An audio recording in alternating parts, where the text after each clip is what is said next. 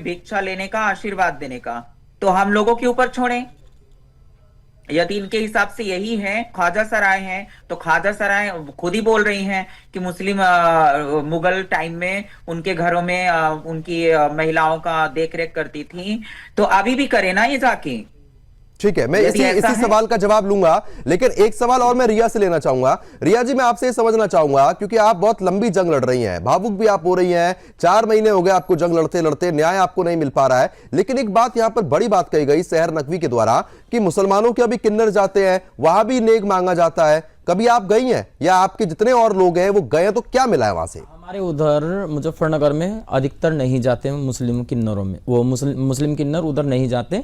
अगर जाते भी हैं ना, तो मुस्लिम क्या बोलते हैं कि हमारी कुरान में नहीं लिखा हुआ है। और मैं सहर नकवी जी से बोलना चाहती हूँ, वो जो आप मुगलिया शासन की आप बात कर रहे हैं कि हरम की रक्षा के लिए उनको रखा जाता था और उनको सैलरी दी जाती थी, तो आपके उसमें तो ख्वाजा सरा है। तो ये फिर गुरु चेले की जो परंपरा ये हमारे सनातन धर्म से है।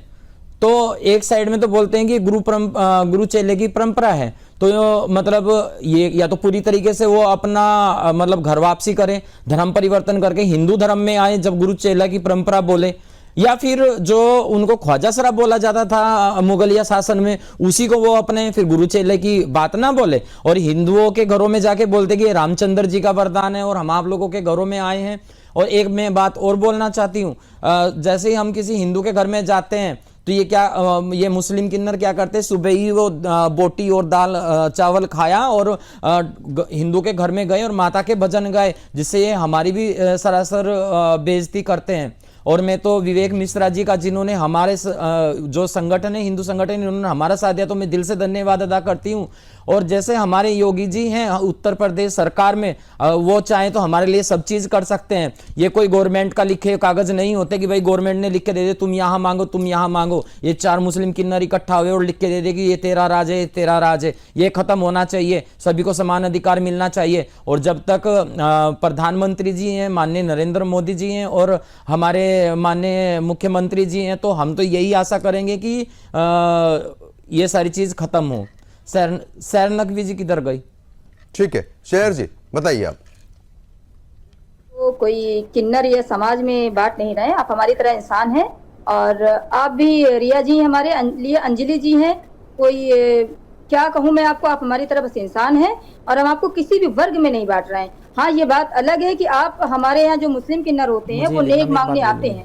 आपको इस चीज को अगर देखना है तो हमारे यहाँ जब नेक मांगने आएंगे, कोई बच्चे पैदा होते हैं तो ये लोग 11,000 की नेक मांगते, शुरुआत ही इतना करते हैं और तमीज से मांगते हैं, इज्जत से मांगते हैं, उनका हक होता है, अधिकार होता है, तो मांगते हैं, उसमें क्या एतराज है? तो मुसलमान किन्नर जो है वो भी तो हिंदुओं के नाम रख के पहुंच रहे हैं अब, और ये भी धमकी दी जा रही है। आप ये भी समझिए सहर जी कि अगर नाम तो कोई किसी का भी रख सकता है, नाम देखिए, नाम कोई हिंदू मुसलमान नहीं होता। आप ऐसे कैसे कोई नाम रख लेगा?